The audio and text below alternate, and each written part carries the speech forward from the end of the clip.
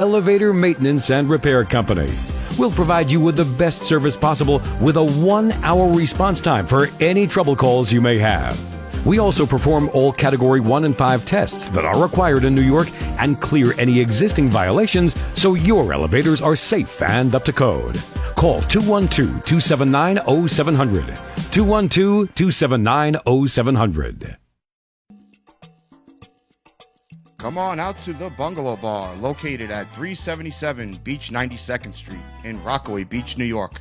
Located right on the corner of Beach 92nd Street and Beach Channel Drive. Come and enjoy our choice of dine-in service with beautiful views of Jamaica Bay and a breathtaking sunset view. Or enjoy our takeout service and no-contact delivery as well. Either way you decide to dine, you will be satisfied with our famous American-style cuisine, great drinks, and great service. Brought to you by IGC Hospitality, the staff at Bungalow Bar hope to see you real soon. Now, enjoy your scheduled program, Buck the System with Buck and Fox.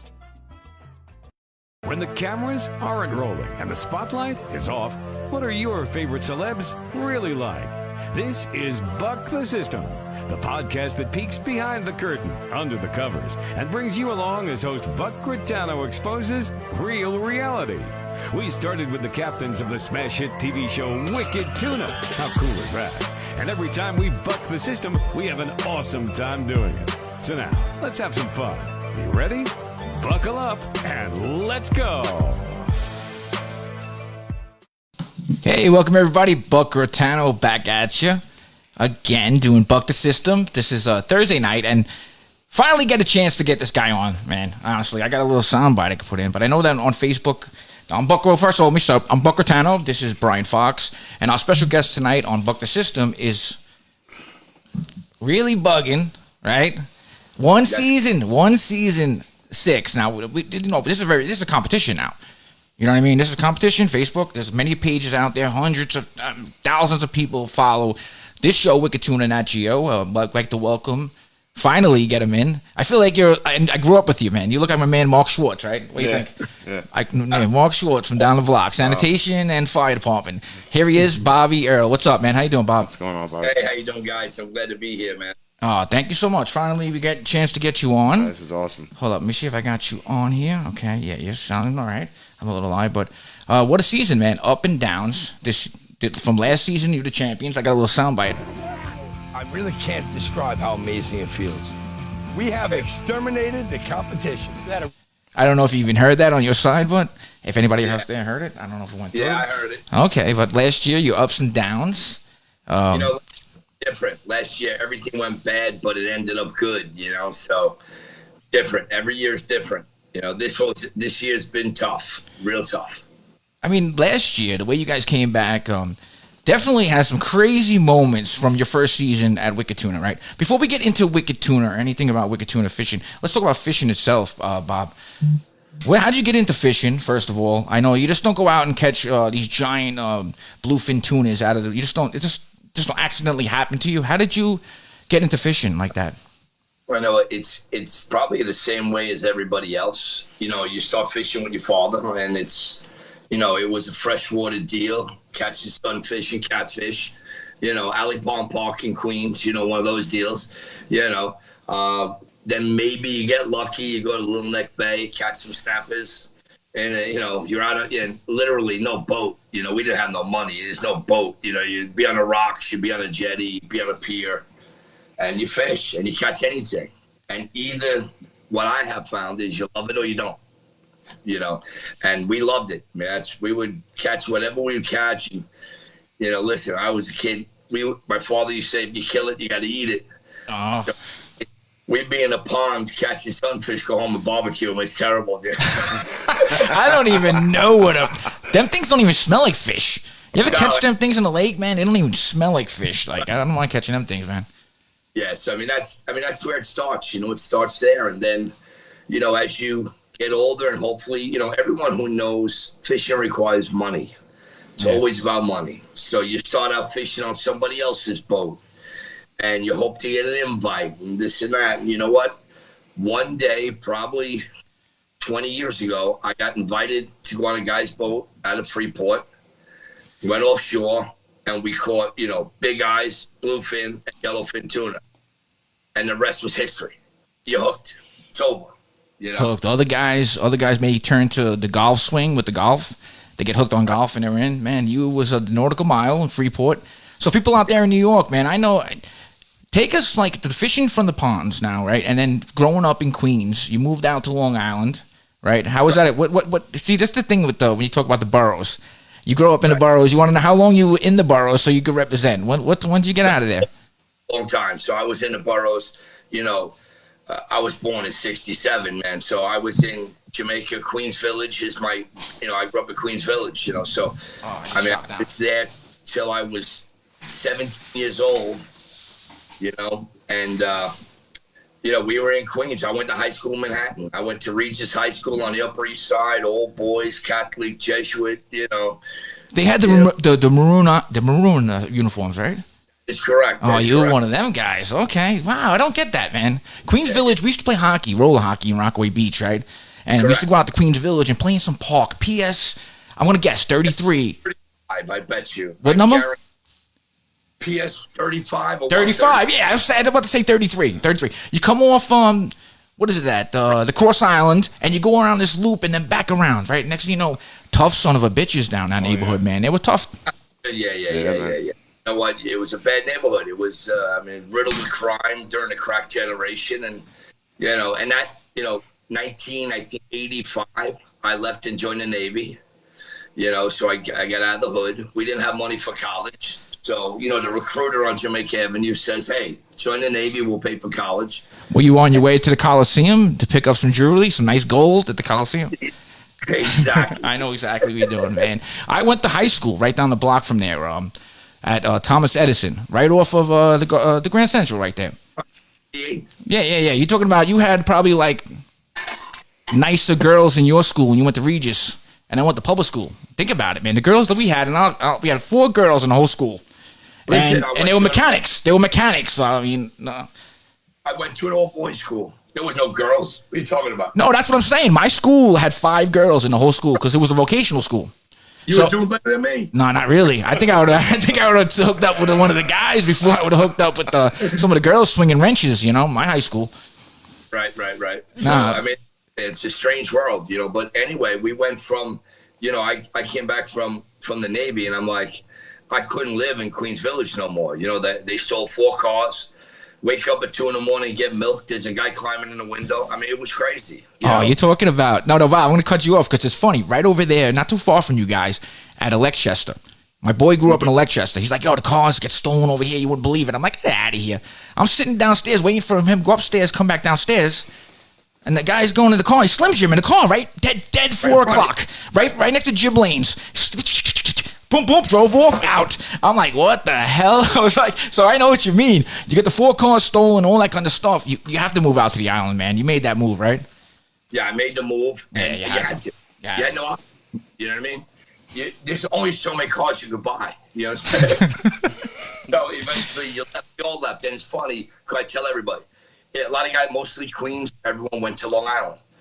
All them Rockaway and some of the Brooklyn boys go to Staten Island and eventually Jersey. Or Oceanside. Oceanside's the big home run winner. Or East Rockaway. Right. And then you have all the people in the Bronx went to Westchester. But everyone left. Everyone got out. You had to. Wow. You had no option. So, I got out and I went to Long Island. But, and that's really when I could fish.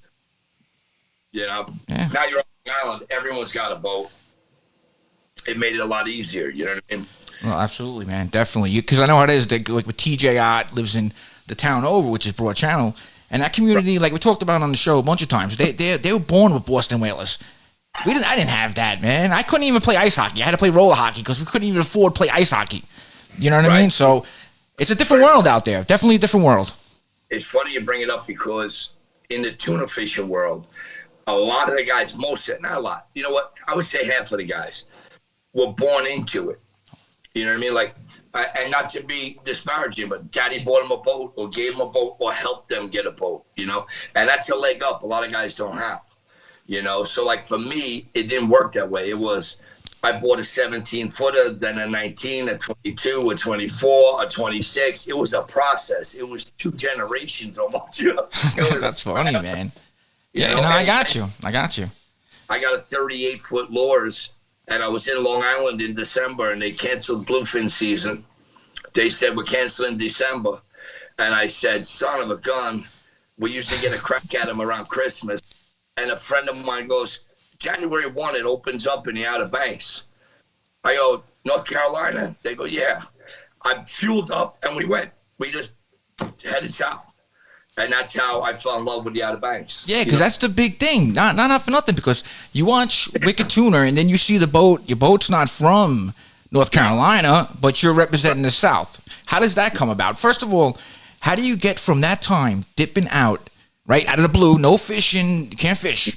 So you're heading down to this place, I guess, in North Carolina. I guess you go south, right? You're going south. How do you wind up going all these boats later, to being on season 6 and then winning season 6? Right. So let me tell you what happened. I grab a bartender from my marina and say, hey, you want to take a boat ride to North Carolina? He goes, yeah, I'm in. True story. Me and him leave the dock. We stop in Cape May. We fuel up. And we go, all right, 170 miles to go. When I get to Maryland, my GPS had a chip in it, and it didn't have Maryland or South. So it gets better. I have no idea that Oregon Inlet is terrifying. I had no idea. It's an inlet. We'll figure it out. We'll follow the buoys, right? I got no GPS. We pull into Oregon Inlet sandbar in the dark with no GPS. So you docked for the night, right? So you docked for the night there? Like you just got stuck and docked? You see me on TV. I went for it. Yeah. It's fucking out of mind. So we almost die on the sandbar. We almost hit the bridge. We get inside, and it's invisible. We can't see anything, and we run aground, like shit. And my son had driven down in a pickup truck, and I see him on land. He's like 2 miles away, and I call him up, and I'm like, he's like, I see you. I go, yeah, go get a hotel room. He's like, no, I can see you. And I go, yeah, we're stuck, man. So it's a hotel room. And I literally, we stayed there. I made pasta. I called Cito in the morning. And, then the rest is history, Wow, that's amazing. Because you look at guys like tuna.com. Going through that Oregon outlet for the first time, man, that is like craziness. It looks like you guys are going into something, I'm not a fisherman, so coming into something that you barely skip, like a pool in your backyard. Not even like the little pools you fill up yourself. And then all of a sudden, you're going into some surf, and I'm looking at the waves down there. I'm like, oh, these are nice. The tubing. I'm not a surfer or nothing, but I like the boogie board. Big guy. I got big guys get boogie board. But anyway, I would love to be there, man. So what was the point that it got to you? You got good enough down there. You learned. How long you were down there before you even filled out an application for Wicked Tuna? About 5 or 6 years, give or take. So I did it recreationally for 3 years on that 38-foot boat. And then I said to a friend of mine, and we were killing it. But we were getting our ass kicked because I was still running a bug business up north. So when I had 2 days off, I went down, and I didn't care about the weather. We're going fishing. You can almost die down there. And I said, and you know what? Fishing frenzy changed my life, and I'll tell you why. I said to my son, I need a bigger boat. I really can't afford a bigger boat, but I need to get a bigger boat. And I looked at the frenzy, and it was like a 1973, 53 Carolina. I'm thinking, if I go older, I can go bigger. And that's when it hit me. Someone said, hey, Hatteras boats are solid fiberglass. It don't matter how old they are. There's not going to be any rot. So I, got on Yacht World, and every 53 Hatteras from here to Texas, we drove and went and saw it. And the one that was the absolute cheapest, we bought it. And that's how it all happened. I sold my boat and bought the other one. I saw last season, man. That boat really held up. I mean, get you guys through some situations, man. I guess it's important to have a boat like that. And one episode last year, I think everybody was second guessing you, to be honest with you, man, when you went out there, and it was pretty bad. Even the other guys are saying, this guy he's nuts. What takes over your mind to say to myself, I got to go out there and fish? You know what I mean? I saw like the what's that movie? The one up in North. Yes. Yeah, I don't even want to say the thing. Yeah, God only knows. But what goes through your mind to get out there? Like, is it the price of the fish, or just getting the fish? for me, that particular trip you're talking about, they were holding meetings on the dock. He's a loose cannon. He's going to get people killed, blah, blah, blah. Whatever, right? Whatever. Here's the deal. I looked at the weather. The weather said, as long as tomorrow morning by 11 a.m. I'm heading in, we're good, right? Now, that didn't mean it was going to be flat calm. It meant it was going to be 6 to 8 foot, but the next day it was going to be 12 to 15, right? So I told the guys, 8 a.m. we got to be heading back. Wake up 4 a.m., put the lines in the water. We had a problem with fuel and lost both engines. And I'm like, oh boy. And now what, right? And as we're trying to fix it, Drew's down there, I'm down there. The weather is deteriorating, and we finally called the Coast Guard. They said, well, with the current conditions, it'll take us 5 hours to get to you. Yeah, that was whatever. We took a shot. No, deep down, I know you're being filmed at the time, but is it fear in the heart sometimes? You have to be afraid to respect the ocean, right? There has to be some kind of fear, right? I tell people, I said on TV last week, I said, it's like electricity. You don't just grab the breaker box with 2 hands. You can die. It'll kill you. But you can't be afraid to plug a lamp in either. You know what I mean? So it's got to be like a balance, You got to study weather, and you have to know your boat. Like I tell everybody, everyone's boat is different.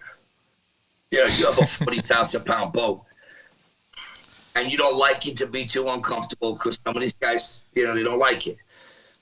If you have the tolerance, you have the testicular fortitude, and you go for it, man. You just, make it happen. I think we saw it in the last episode when you started off the episode and you were just fired up to be hitting like bad water.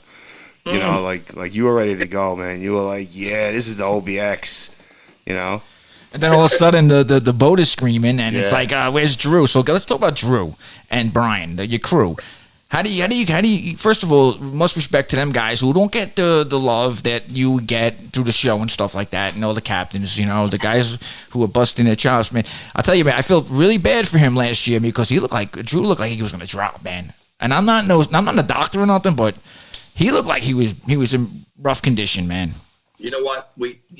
It's a show that films tens of thousands of hours. Yeah. 9 boats.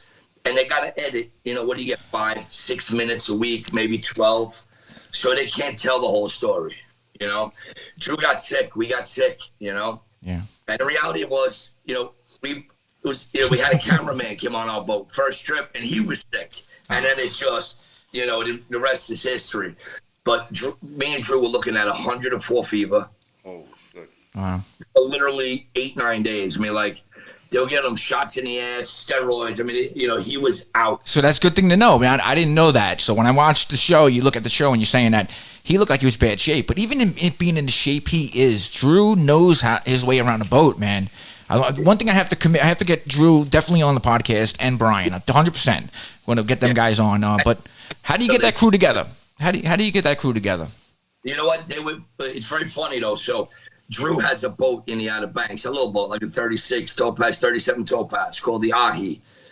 So he has a partner on that boat. So years ago, like 4 or 5 years ago, I was going fishing, and he was sitting at the dock because his partner didn't want to go. And so one day I'm like, Drew, what are you waiting for? Hop on. You know what I mean? And then he hopped on my boat, and his partner never fished, so his boat's there, but he fished my boat. And I found Brian through a friend, from literally years ago. So it was always me and Brian. We brought Drew on later, and we went down there 2 seasons in a row and crushed it, like 20 fish. We were flying drones. We had 2 on. We're sending videos everywhere. I mean, we were killing. It was unreal. Maybe, that was probably the best fishing ever. And we weren't going every day. I was still running a business in New York. Wow. That season, the last episode of Wicked Tuna, they put me on the show without telling me.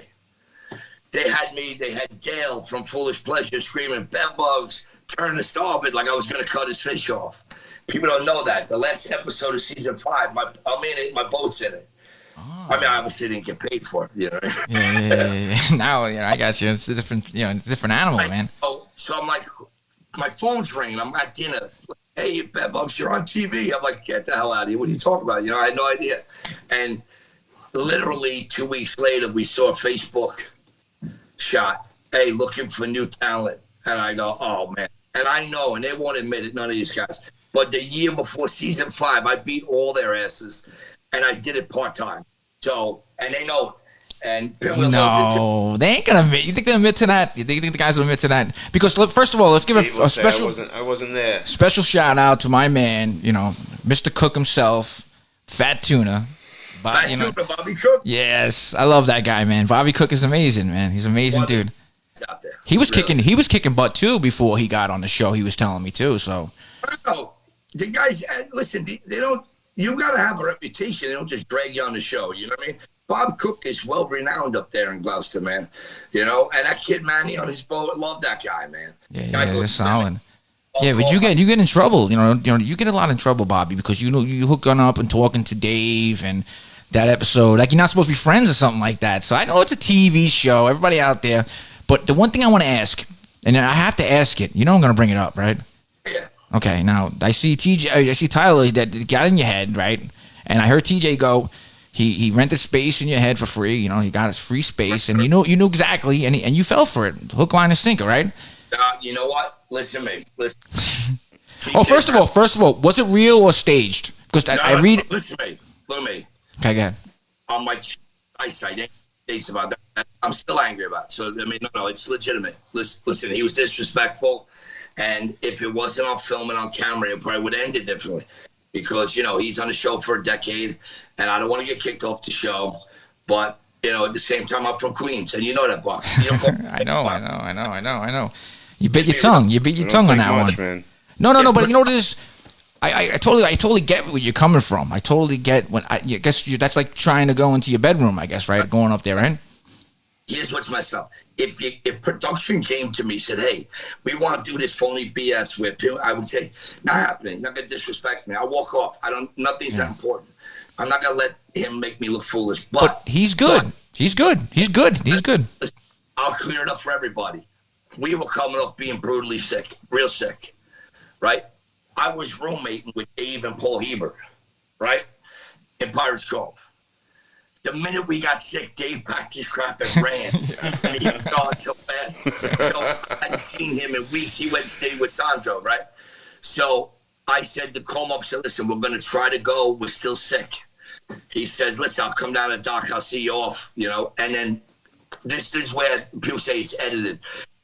Production says, hey, let's do a shot of you and Dave down at the boat because they knew we were going down there. And let's just shoot a little thing. Hey, everyone's happy that you're sick, but I'm worried about you guys. It was supposed to be a feel-good bit, a little feel-good bit, but it was legitimate. As it's going on, I see TJ start talking to Pinwheel. You see it happening. It's unfolding, Buck. And I'm like, I know. I can see. God, let that kid stay away from my boat. I was sick. I didn't feel like it.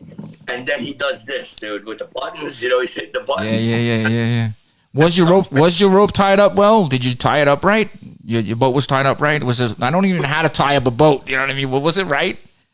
Brian ties up my boat. Okay. It was perfect. Listen, that's just. But he knows. But you know what it is? I think that it's kind of a respect thing out of him, right? He's going to target somebody that he knows can fish, and if you can get in your head, it's a competition. Like you guys say, I know you're out there making money, you catch one fish, but you're on TV. You gotta have some pride. You gotta, wave us, whatever they're called, If you listen to his words, the reality, he said the reality. He said, I'm embarrassed I lost to you. And I said, you should be. Hold on. I got the other one. I really can't describe how amazing it feels. We have exterminated the competition. Yeah, I love it. No, but it's true. He said it. We went down there with a 50-year-old boat, makeshift crew, and these guys are running $2 million platforms, brand new boats, black cards. Listen, if something breaks, they get it hauled and someone pays to fix it, not us. Yeah. So let me ask you a question. What would you do on a boat like the stature of, say, let's put it this way, a northern boat? How would you?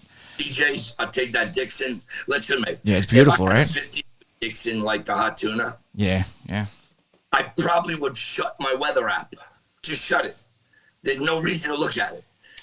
When are you going fishing? Tomorrow would be my answer. That thing's a beast. It's like a long line boat. It's meant to be in 20-foot seas. Yeah, I would never nap. I wouldn't be at the dock. You'd be like, No, but you guys going through that Oregon Oregon outlet, man. That is crazy. It is crazy, man. God. Definitely. How about we look at the Facebook? Because I got a bunch of Facebook things popping up here. I don't even know if I can keep up with it. Oh yeah, first of all, I got one of the questions for you was from Jeanette Nielsen. Yeah. Super fan, right? Yeah. She's known forever out there. She wants to know, Mark. what was the biggest size fish that you ever caught up to date? Tuna fish. Oh, it was. It wasn't. We caught both this year. So I caught my longest fish this year, 113 inches, but he was skinny like a bluefish, so that don't count. Okay. And then I caught the heaviest fish. It dressed at 652, I believe. I think that was the number. Wow. It's roughly almost an 800-pound fish. You know what I mean? Yeah, Jesus, man. And how about the most you ever got priced for a fish on the? If you want to answer that one. You know what? It was funny because not on the show, I've gotten upwards of 30.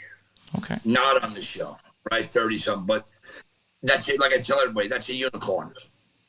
It's it's a one-off. Yeah. I know Adam Price, who was on last year's show, Offshore Outlaw.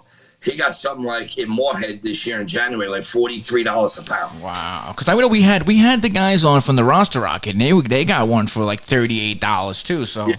No, listen, mate. They're out there, but it's rare. I mean, it's rare. You can fish 10 years before you get one of those. Yeah, because what the biggest payoff was, but the whole thing was with that was the least you ever got for a fish. I seen that this season. I seen $12, $10. And I know how the show works. It's a show. I know that for some other prices that come up out of it, whatever. But show price, we're sticking to the show. What was the lowest you got on the show? $10. And how's that feel? Like I seen like one episode. It was North. They got $6 a pound. Can you imagine that?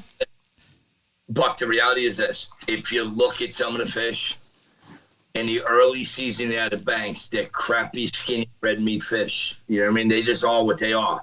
There's no fat. They're eating file fish. We found them with birds in their stomach because there's no bait to eat. Like, they're just not worth that much money. It is what it is. You know what I mean? Wow. There's a reason 20 years ago they harvested bluefin for cat food. You know what I mean? You're right. No, you're right. Because I know we saw one. I saw some documentary, and I had a lot of you guys on the show. Over about the last since the COVID hit. So I started with TJ, and I'm trying to look into the fish and.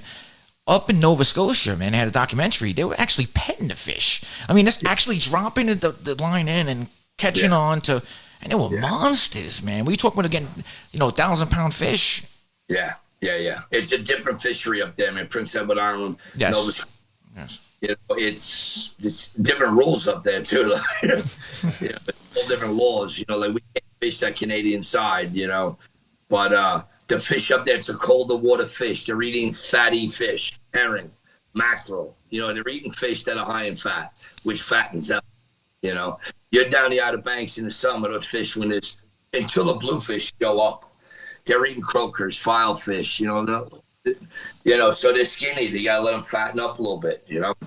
And by the time the fish are perfect, usually the quota's over. I'm sure, man. I'm sure. Fat. Yeah. The one I ask every captain this question. Do you think that having the one-a-day quota, they can move to a different quota or stick with the one-a-day? How do you feel fishing? Do you see enough fish that the quota could be raised? You know what? I would rather they don't raise the quota, but they in terms of per day, but they would make this like they would give us more quota. So in other words, let us catch one a day. But let us fish through March, use every 2 years in a row, like the end of February, they pull the plug. You get 5 weeks. Yeah, wow. You lose 2 weeks for bad weather. You just pull 2 days out every week. I mean, you can't fish 2 days a week. What do you have? You have 3 weeks, 21 days.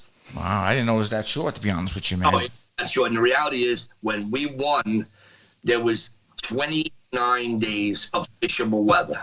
Wow. And we fished 29. Some of the other boats fished 26. That's why there was no way I felt if we were in the ocean every day we could be beat. I really meant that. There are guys that just not going to go. So this year was a down year for you guys because you guys weren't feeling so well 100%. It was a tough year, man. I see. That's why I always wondered about like the difference of the shows. So you go up north in Gloucester and you see if they're catching more fish, and I didn't know exactly because when I first started doing TJ, that was like the first time I really jumped into watching the show. I'll be honest with you, I didn't really watch the show. I know TJ was on the show with his family and stuff like that, but I didn't watch it like that. So once I got the interview, I had to really like jump into it. But before that, I was wondering to myself, how could a fishing show work? You catch fish, you put them back. I was saying over and over, there's nothing new that's happening, but there's something new always happens. It seems to, right? You have, listen, people get frustrated. Tyler should be off the show. He causes too much trouble. He has created so much drama, but I think it's good for the show.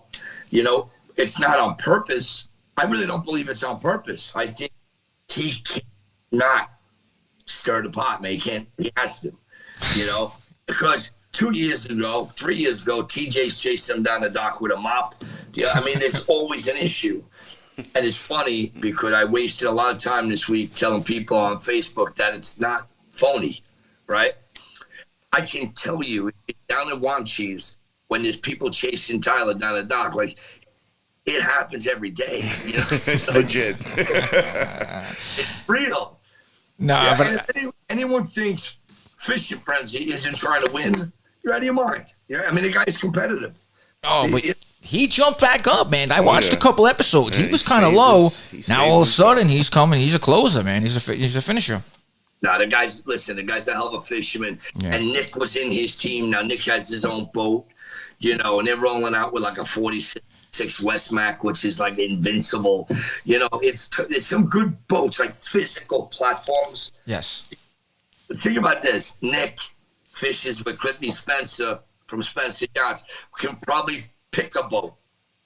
He's rolling out a northern boat in the Outer Banks. He's rolling out a Westmac, a down east boat, because it's smart. You know what I mean? The only thing about those boats, you drive downstairs and the windshield's glass. Yeah. And that ball blows out windows, you know? So that's the only downside about that boat. But once you break the bar, that's, you know, you're looking at TJ, Pinwheel.com, Little Shell. These are legitimate platforms. You know, you go to war. What'd you call them, Brian? Brian called them last week little tugboats. They are. Yeah. Little tugboats. Yeah. You can't do them. I mean, they're designed to sit out there for 2 weeks pulling lobster gear. You know what I mean? It's a different type of boat, you know? You know, and that's not what we have. Let me say real quick a couple of hellos to people out there, because I know that Facebook, I have to say some hellos to Chrissy. She's always on Facebook. She loves you guys. So she says, "What's up, Bobby?" Stephen Scott from the Rockaways, always, you know, giving shout outs during the show. I have a Randy Overton. He's saying, "What's up?" Yeah, I'm sure you know all these guys. Got Danny King. Richard O'Hara. He wanted to know where you grew up. He's Queens. O'Hara's Queens Village. Yes. You did grow up. You grew up with him, okay? You want to run through some of these? Yeah, let him do this. Yeah, I don't know any of them, man. I can give a shout out here. Hold on first. Yeah. You can do Brian some shout out. I can't even see over there, but let him do some shout outs. Yeah, that's Queens Village out there, guys. Queens Village. It's amazing. Yeah. Dude, that's funny because I played hockey in that park, and we would check each other against the fence. Almost always. Fighting all the time. QV Flames, they were called. Not Flames? What are they? Flames or Flyers? Something like that. Flyers or the Flames? Flushing was the Flames. Flushing was the Flames, yeah. And then College Point was the Stars. QV Blades. Blades. I couldn't stand them, yo. I couldn't stand them. But you look like my man Mark Schwartz. I swear to God. Mark, if you were... crazy. Right? Kind of like a mixture of Mark and Dave Cook. Yeah, that's true. And Dave Cook will hit the ball a mile and a half, man. The guy's a ball players, man. Absolute beast. Ball players. Give some more shout outs. Yeah, no more shout outs, or we got? Oh, a couple more. We'll give a shout out to Ken. We'll give a shout out to Annette. My little posse out there, you know, the good people. How was it this year? Before you get to the next shout out, I'll give you go to, how was it to have your sons on the boat with you, man? That was awesome. I mean, that was the highlight. You guys finished. You see that picture right there? That's awesome. Yeah, we're bringing it in there. Wow. Yeah, let's see that. Nice. Yeah, that was that day, man. That was, you know, let's talk about that. right? Let's talk about it. Talk about that day. Well, your son drives down there 13 hours, right? Right. Actually, Junior. He's a junior of yours, right? So I guess you have the same middle name and everything. I'm a. No, we don't. But we call him Bobby J, and it's not Junior. But he's. See, they used to do that to me too. I was William James, but my father was William John, so it wasn't really a Junior. But they did it. My son. My father's Robert George. I'm Robert Michael. He's Robert Eric. You know what I mean? Yeah. Whatever. White bread Catholic. You know how it goes. Yeah. Tell us about the story about that before then get into the shout outs or whatever you want to do. And let me tell you what happened. We were sick. We were having a crap year. And our morale was done. Like we had nothing left. I mean, there was nothing. And, you're trying to salvage. You want to get 5, 6, 7. You want to at least make a paycheck, pay for the season. And I called up the producers. I said, listen, I have an idea. Why don't you let me fish with my kids? Just so we can, because when we catch fish, like every day, as you saw last season, we're laughing, we're having fun. When you're pressing, when you need to catch a fish, you can't catch a fish. Actually created a dance too, so I'm not going to cut you off, but that's another thing. I don't know, like there was the Humpty dance or something. I don't know. So production goes, I don't know. I go, listen, give me one day. And they said, yeah, they can fish Saturday or Sunday. That's it. You catch one or you don't. I go, oh boy. They come down. We get in the boat. 2 of my friends come back from the sandbar, windows blown out, glass in their eyes. And the third guy, he's upstairs, and the plastic isinglass ripped off his boat. I go, oh, crap, maybe we should wait, right? I put on the radio, 16, they're doing a Coast Guard rescue at the bar. Boat cracked its hull, lost an engine, and I go, oh, you got to be kidding me. So we had to wait to get a little weather. I waited for the tide to be high and slack. And I said, we're going. Let's go. Everybody go. We made over the bar. It was challenging, but we made it over. And I figured we got literally one shot. And we got out there. It was already dark. We missed sun up, sundown bite. So we put the baits out. I just had a good feeling, I mean, they cut all the good parts. I mean, I had Lil Jack rubbing his ass on all the reels. Like he was mini or something, right? I'm like, Jack, you gotta rub your ass on all the reels. And he's like, woo. Oh my gosh, they're like, this guy, he's never bringing his kids on again here. Let's go sit. What is going on here? And you know what? It's the best fish I ever caught in my life. Yeah, that's a good one. Hey, there's this question. Go ahead, read it off. Bobby Ott sent us a message. He said, he said, here's Bobby, who's the green stick master? That would be Michael Bobby Ott. That's the green stick man. He was missed. I wonder, but Mike, how's your knees doing, man? I saw that was terrible, man. He looked like he got hit by Mayweather on the boat. Like he just buckled when he blew his knees out, man. Yeah, it was terrible. He just finished second surgery and he's out and about on a cane. I'd love to see him back for this season coming up. Listen, you put him out there, he just loves it, dude. He loves it, dude. And is he better at the green stick or on the Weber barbecue? That's close. Wow. You know what? I bet you. He dropped a lot of weight with all this with his knees. He had to drop the weight. You know what I mean? So don't lose your voice. Now you're going in and out now. Sponsored by. There you go. You're back. It's okay. No, my son tried to beep in. You know what it is? I set up a number. Next time, I have a number now that people can call into, but I don't trust it giving it out over this. And next thing you know, you get calls in the middle of the night. Mikey's good in that boat, man. Mike Garrett in the cockpit. Can you see? No. Let's talk about your sons now. They get on the boat. You did catch the fish. You hammered the fish, right? Nice fish. I did 97 inches. Yeah. And you're hugging them. Do you see any future in your kids with fishing for tuna? Do you see that? I hope not. Why is that? It's a terrible lifestyle, man. It's you know what? For me, I love it, right? But there's a point you turn 60, 62, 65, it's rough. And you want to, you turn and burn. You don't understand. I don't know if anyone, the thing that frustrates me about the show is the lack of time. But to comprehend it, you're at the dock at 11. to ice up, check your rods, check your reels. You leave the dock at 2 a.m. so that by the time you get 50 miles offshore, you're there for the sun up, right? So now you're at the dock at 11. What'd you wake up at 10 p.m.? You get there at 5 a.m. You drove the boat, you shot. Now you troll till sundown, 6 p.m. Now you're on 18 hours. Let's say you get tight, you catch a fish. 2 hours to get him in a boat, then hour to dress him, 4-hour ride back. Then you got a film shoot. I thought all this was like 40 then you minutes. got to sell it. You're up 23 hours. Now you got to go get fuel and ice, and you sleep 12 minutes, and you leave, and you go. You know? So by day 4 of that, you start, that's why you start throwing buckets and stuff. You know, you start getting cuckoo for Cocoa Puffs. You That's know, crazy. and people don't see that part in the show. You know, it's interesting, but you miss that part, you know, and the grind, the real grind, you know. I thought it was Sunday night, 9 o'clock to about 10. You're done fishing. You go home, right? That's it. I mean, that's all I see. That's all I care about, to be honest with you. I don't know if I'll be able to handle the weather on a boat like that, man.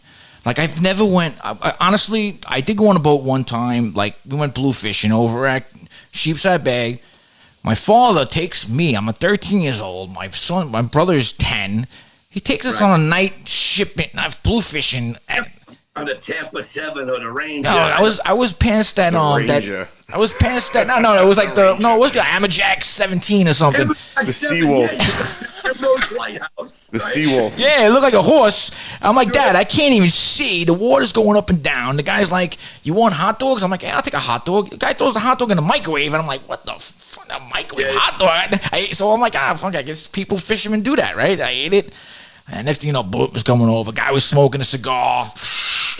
My father telling me he's going to take me out more fishing. I'm like, Dad, I don't want to go fucking fishing no more. I'm done. I'm done with fishing. I don't think I could do it, man, to be honest with you. It's different. Like I say, they don't show that part in the show. Yes. Like, you like to go out, get there 5, catch that fish, and go home. Because you'll get 5 hours sleep, 7 hours sleep in a bed. If you miss that bite, then you're there all night. Then you know you're in for 36 hours. You know, like, it's a grind. See, when I look at the show, when I saw the show the first time, and I looked on Facebook and everything, the exterminator part of the business, I thought maybe you were like a multi-trillionaire company. I thought you had Roscoe, the dog. I don't even know if you had. I saw you have a dog. Now, I get the wrong impression from you now. I'm seeing something else. Yeah, Roscoe. Where's Roscoe? Where's Roscoe? He is Paulie the fish that he brings with him on every job. Yeah. And then I look at smells him like out. bed bugs. I'm like, what's going on?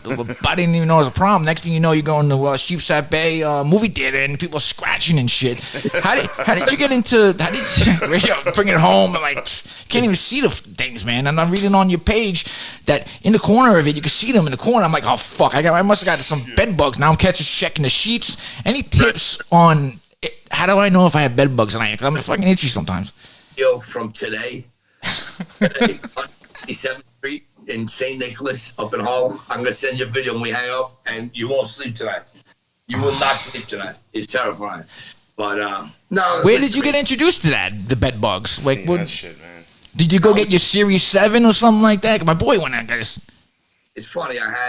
I was working for Citicorp, for Citibank at the time on the investment side, and the markets collapsed, and Citibank went from $72 a share to 12 cents, and it would Washington Mutual went bankrupt. Remember, it was chaos. You remember that? Yes. We went from making big money to no money in like overnight, and then you make zero. When you're 100% commission, now you're making nothing every month. And I had a friend who was in the bedbug business who said, "Hey, I got an idea." He was killing it. He got written up in New York Magazine. Name of the company, Budapest. It's cute, right? Budapest. Yeah. It's kind of like I think of the Avengers, like with the Hawkeye and whatever name was. So, like, what happened in Budapest? He said, "Hey, there could be a future in bedbugs." And I go like, "You, bedbugs? What are you talking about? I live in Long Island. There's no bedbugs." He goes, "Follow me for 2 weeks. Just come in my truck." Because you're living in Dix Hills at the time, so Dix Hills ain't got bed bugs. I'm sure they got more bed bugs than anything else, right? I'm in Lindenhurst, right? So anyway. Lindenhurst, okay. I'm in Swindlehurst, as they say. So anyway, so I have, I take a ride with the guy, and I can't even talk to him because his phone's ringing. "Oh, you got bed bugs? You got bed bugs?" What the hell's going on? And Brooklyn, specifically Park Slope, was like covered in bed bugs. Yeah. And they're all rich. They're all, hipsters, and they're all, like, covered in bed bugs. And it's like, I go, wow, this is a gold mine, Yeah. And then, so listen, I said to myself, we got to be the best. We're going to open up to be the best. And what I didn't realize, that's like aiming for the curb. Your average exterminator, for all your exterminators out there, please. And Even the Roscoe guys, they were making, this is them too? They're all terrible, dude. They're all terrible. Because let me ask you a question. Listen, say the guy owns a company. He's worth Brazilians. You're grabbing a guy and you're saying to the guy, $18 an hour. And I want you to spend your days in traffic, in Queens, parking tickets, getting frustrated. And when you finally arrive at your 42 stops today, you're going to kill rats, roaches, and bed bugs. Yeah. How many years can a human being do that? The Norway rat, right? Miserable people. They're like, I mean, come on. Yeah, I couldn't do the bugs, man. The bugs. Think about that. God. I hate that shit. How many years could you spray for that and kill? You know what's funny? There's a funny story. What's the guy, Grogan? What is his name? The guy that runs miles and miles. Oh man, I forget this guy's name. Oh man. Well, anyway, he did it for one day, and he went in there to a restaurant, and he was making like $10 an hour, right? And he's killing bugs, at a restaurant. He said he ain't gonna tell you. He's like, when they turned the lights on, he goes, "Holy shit!" He thought the wall was black, and it turned the lights on, and they all scattered. He's like, "Oh," he dropped the can, got in the can, and just left. Goggins is his name. The guy, the hard jobs guy or something. No. The guy who was on Joe Rogan and stuff like that. He's into he runs like these 1,100-mile like marathons and stuff like that. But I mean, things ringing and stuff. But it's still a business, right? The bed bugs, right? I can't see you on the screen, but yeah, we lost you on the screen. That's good. You got me? No, not yet. But it's okay. I could hear you. But there you are. There you are. I'll tell you, I worked for New York City Sanitation. So yeah, I used to see the mattresses, man. I mean, we started telling people to wrap them in plastic because it was getting bad. Like we were taking them home with us. Fine now, you get a fine now. They're man. The business things, like the one thing that you don't want to see is somebody's mattress. Like think about it, man. You're pulling up somebody's mattress. Like I see my kids, they used to little and they had bottles and they was spilling shit all over, pissing the bed and. Average. I think I was like 15. My mom had a shower curtain on my bed. I'm like, I can't sleep with a shower. I'm not pissing the bed no more. She's like, yo, just in case, man. You never know. Like, but you're seeing people's goddamn beds and stuff like that, right? I said, what's the average bed? Manhattan, 10-year-old mattress. I mean, really. So listen, I tell people all the time, you know what? Like we're gloved up and you don't want to touch something, but at the end of the day, when I drive around Queens, Manhattan, Brooklyn, anywhere, listen, when I drive the Outer Banks, okay, you see brand new mattresses at the curb and you say to yourself, well, the economy's not so good. People are just throwing out mattresses. Come on. It's all bed bugs, dude. Yeah. I mean, how many people are sitting home now and actually are laying on bed bug infested mattress? Don't even know. Like, they're used to getting bit. The hipsters don't care. If you got bed bugs, legit, your whole house, you doing a podcast, tell all your neighbors you have bed bugs? Nah, I don't think so, man. Nah, I hear you. They have it in STD. No one says nothing. They're like this. No, we got new furniture. Oh, my gosh. You know what's funny? But back in the days, man, I remember like growing up in Queens, you see the guys that would collect the mattresses. And I'm like, what the fuck are they collecting Like, what are you going to do? No, they would take them apart and then redo them and then sell them. And then somebody was telling me, I got some good guy on Hillside Avenue gets mattresses. I'm like, all right, how much? $100 queen size. No wonder why I'm buying shit that fucking Joe, Bobby Bedbug threw out. Oh my gosh. Shit. Oh man. Let me ask you a question on a serious note. Does last couple episodes, does the season get better? Hopefully for you guys, man. Yeah, no. I mean, we had that good fish with my kids. We had another big one right before that. We finished strong. Everyone finishes strong. I mean, it's, you know what, for us, listen, the opportunity to do this, the Wicked Tuna thing, it's such a gift, if you ask me.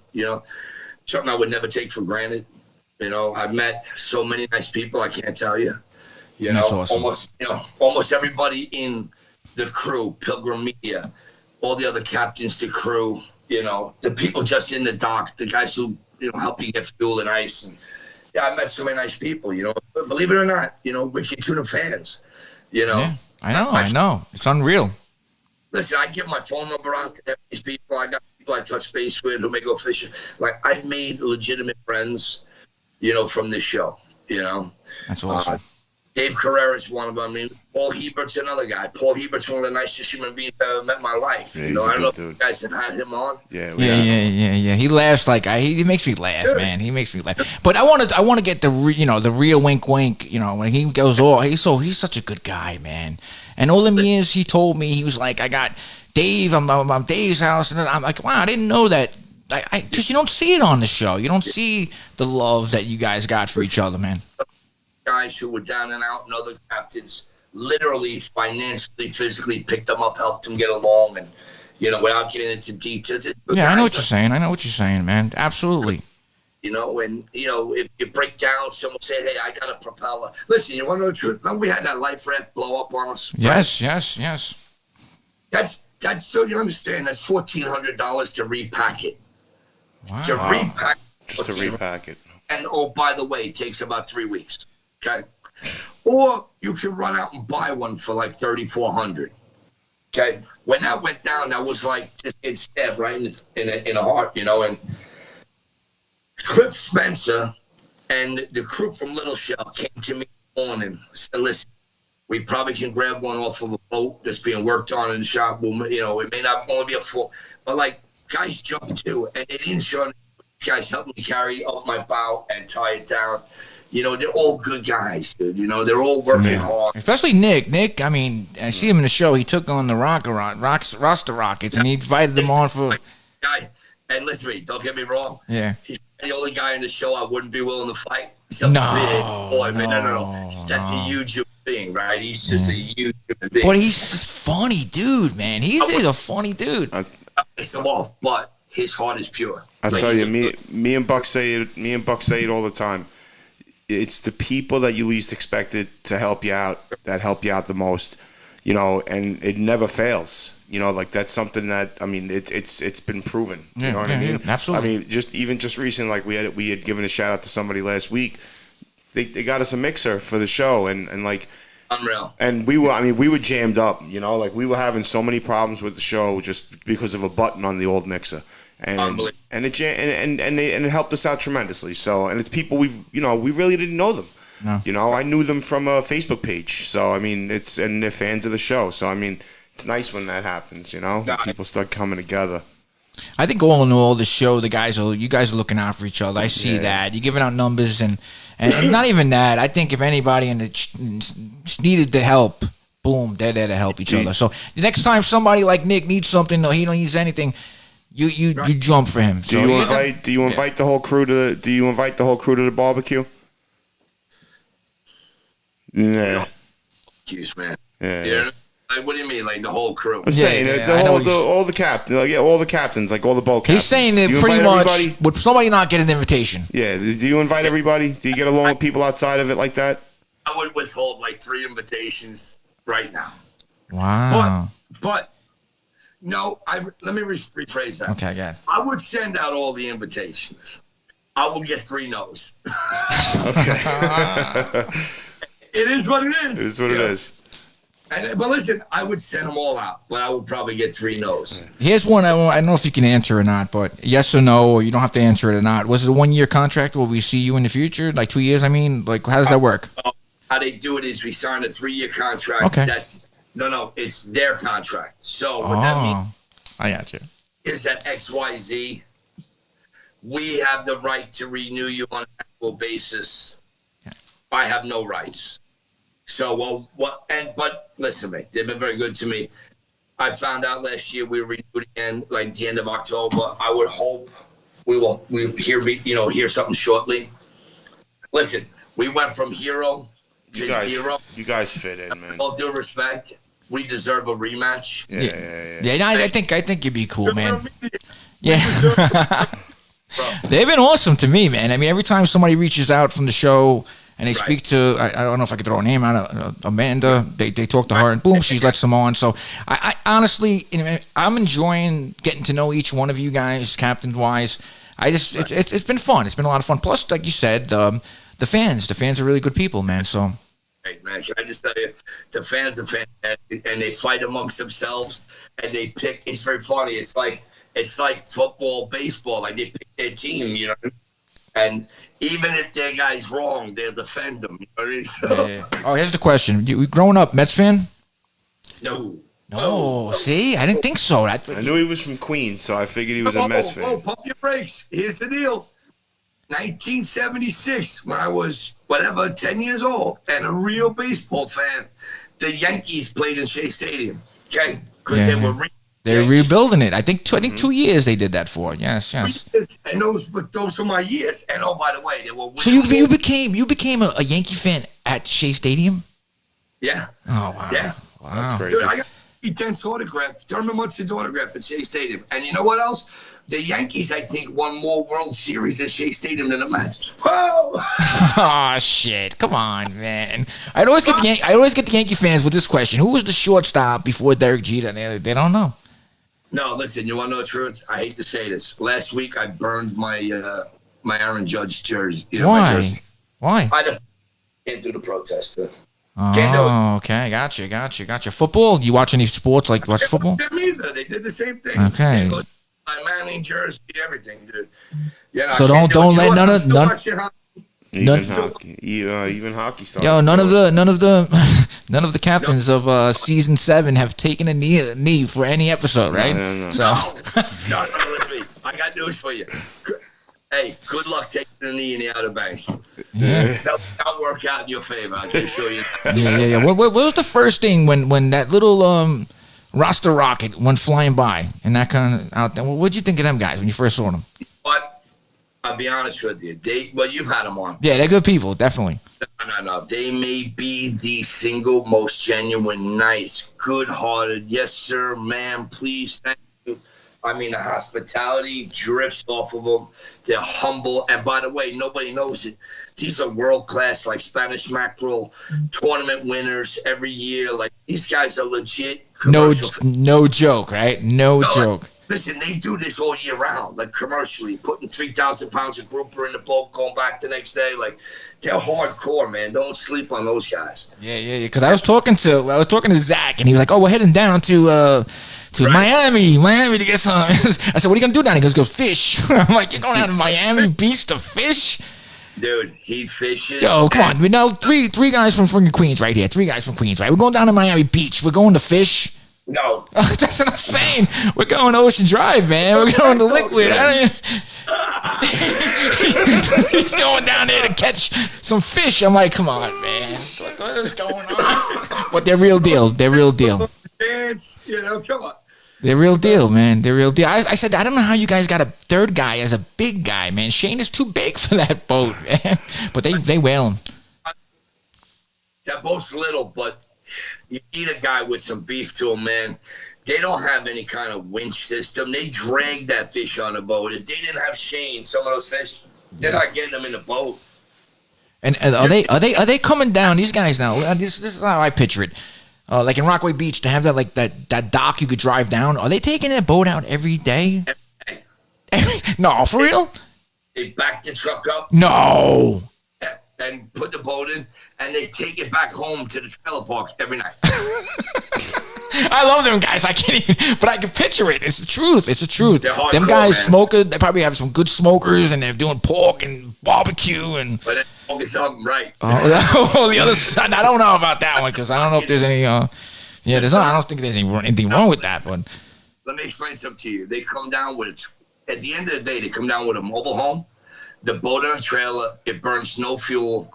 They probably financially make more money than all of us. Makes sense. Because their expenses are nothing. I'm a little bougie, man. I got to get a condo in Pirates Cove. And yeah, I know. You got to drive. You got to lease. You got to rent the car, the friggin' Range Rover. I know what you're saying. To a trailer park. And they're good. You know what I mean? It's easy living, and honestly, they probably enjoy themselves more than anybody who's renting a new Lexus or something like that, right? These guys are happy. They're very humble, happy. Okay, because I was talking to them, same thing I was saying to them, that I wanted to get Shane on the show. I also want to get Drew and Brian because I want to represent the guys that are not, No, number one. Drew and Brian together. Okay. 'Cause they by each other. They live down south, Virginia. They're both in Virginia. Okay. But and because then they could talk honestly about the captain, and I've been known to lose my cannolis every once in a while. I think that's kind of scary, man. You throwing something that I would throw it at Drew. I'll be honest with you. I'd take Drew on. I mean, probably a tough son of a bitch too, but I wouldn't throw it at the other guy, man. No way. I would throw it. I got no fear of that.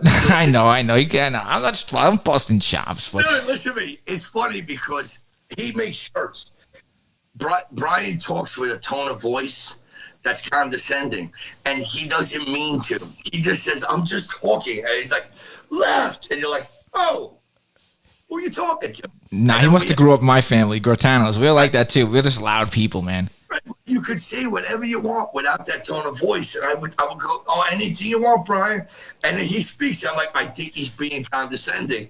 And I'm like, well, and that has to do with not eating right, not sleeping right, And being that boy from Queens too, and you come on, a little like. I mean, you actually UFC debut was pretty good. You had him in the rear naked guillotine. Yeah, rear naked chokehold. I didn't think you were even holding on to anything. You were like hanging like around his. I mean, I give him. Yeah. He was losing consciousness. He was going to sleep, right? He was going night-night. Got him into Sergeant Slaughter, the Sergeant Slaughter one. Remember we used to put him in? Sergeant Slaughter used to do that. But the problem was I was locked on him. He was holding the railing, and as he started going night-night, we were both going backwards. Yeah, and Dave is saying, "Come on, guys, he's gonna fall, he's gonna get hurt." Because Dave, he's the rules. Dave's cool. I like Dave, but. And Dave started panicking. We were both going backwards. And I grabbed the rocket launcher, and I held him there until he gained it all, like, composure. I'm like, come on, little pinwheel, you all right? Like this. I make sure he was all right.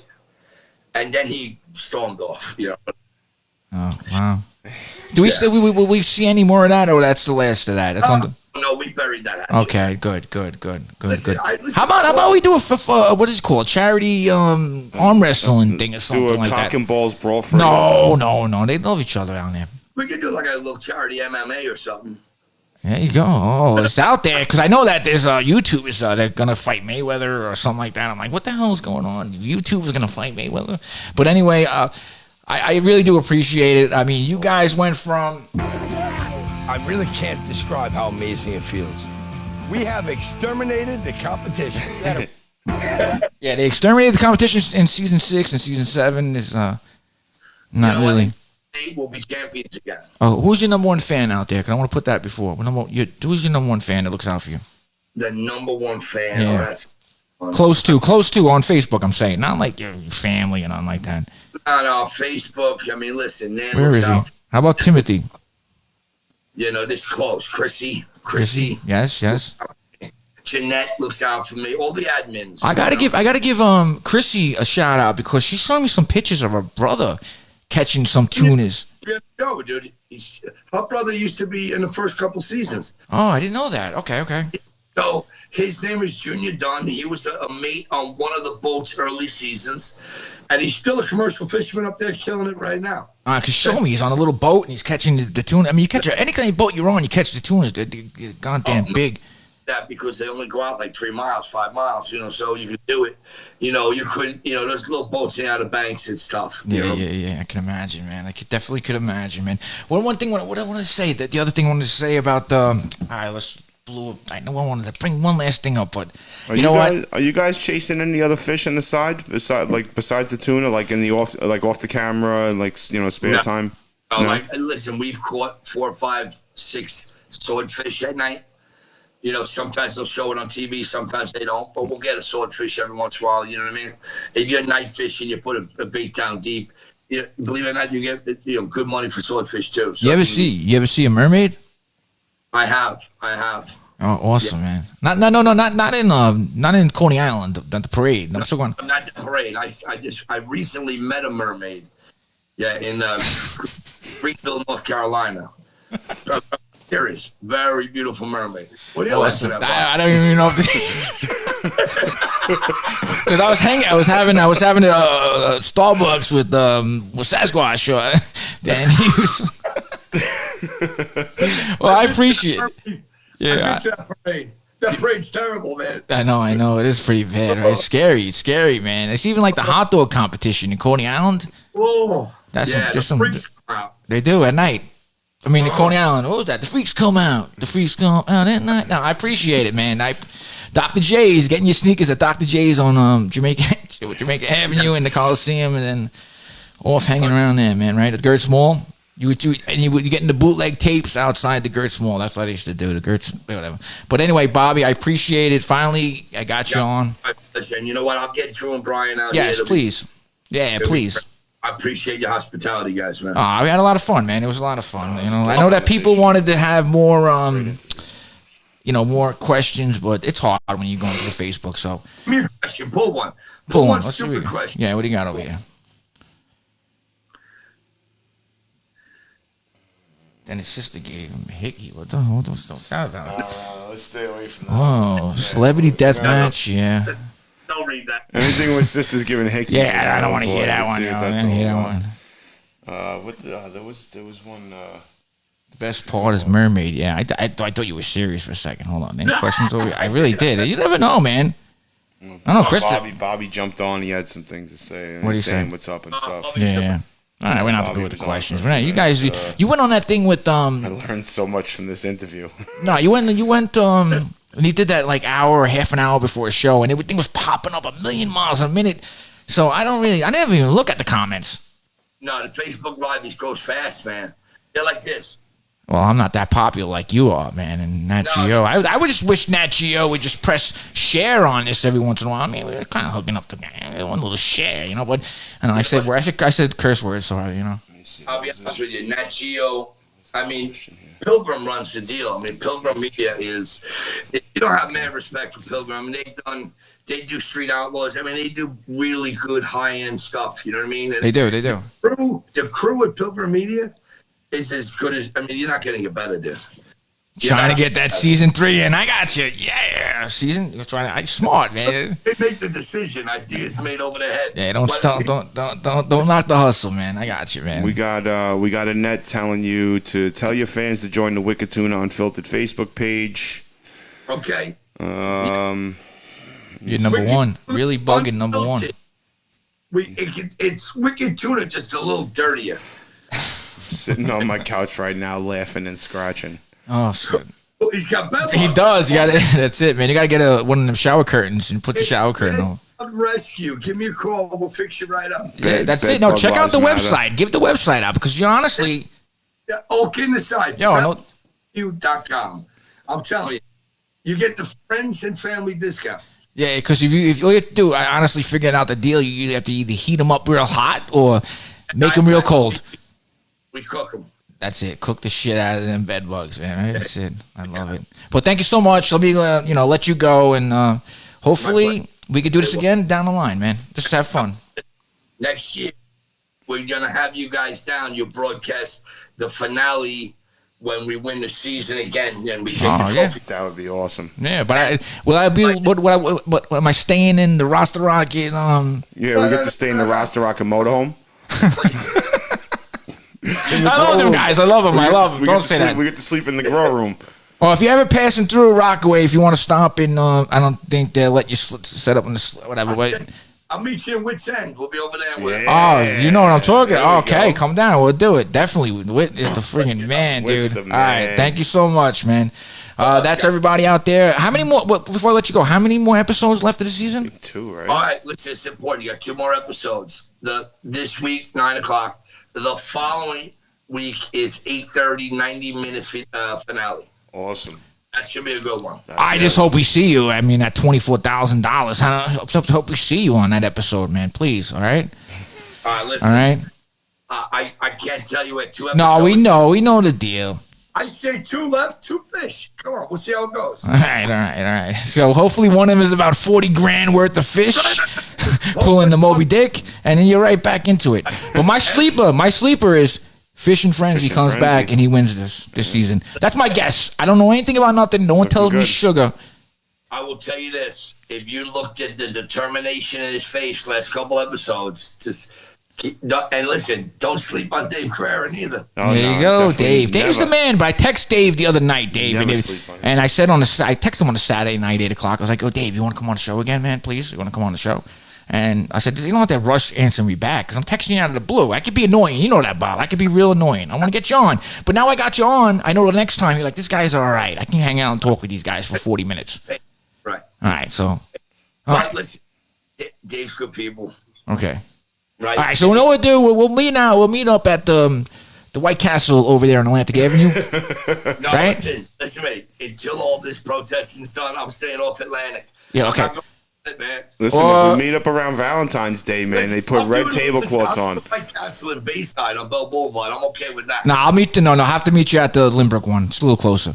Fair All enough. right, that's fair enough. Easy. All right. Thank you so much. We have Captain of Really Bugging, Bobby Earl. Thank you so much. And check them out Sunday night. 2 episodes left. This week, 9 p.m. Eastern Standard Time. Next week, 90-week special starts at 8:30. They'll let you know, everybody. So thank you so much. And be safe out there. First of all, jokes aside, Yeah. be safe. You and your crew, man. Thank you so much. Thank All you, right, Bobby. there he is. Really, really, really bugging with the bed bugs. He got bugs. Here you go, baby. All right, man. All right, brother. The freaks Thank come you. out at night. Let's listen one more time before we go. I really can't describe how amazing it feels. We have exterminated. Mark Schwartz. It's my friend Mark Schwartz. Go Schwitz. And we have Where is everybody? all right, good night, everybody. Take care. Peace. Thanks for listening to Buck the System. Next time, Buck Gritano will do it all again, and we hope you'll join us for the ride. In the meantime, you can reach out to us at buckthesystempodcast@gmail.com with questions, comments, suggestions. We'd love to hear from you. Our email address again is buckthesystempodcast@gmail.com. We'll see you next time on Buck the System.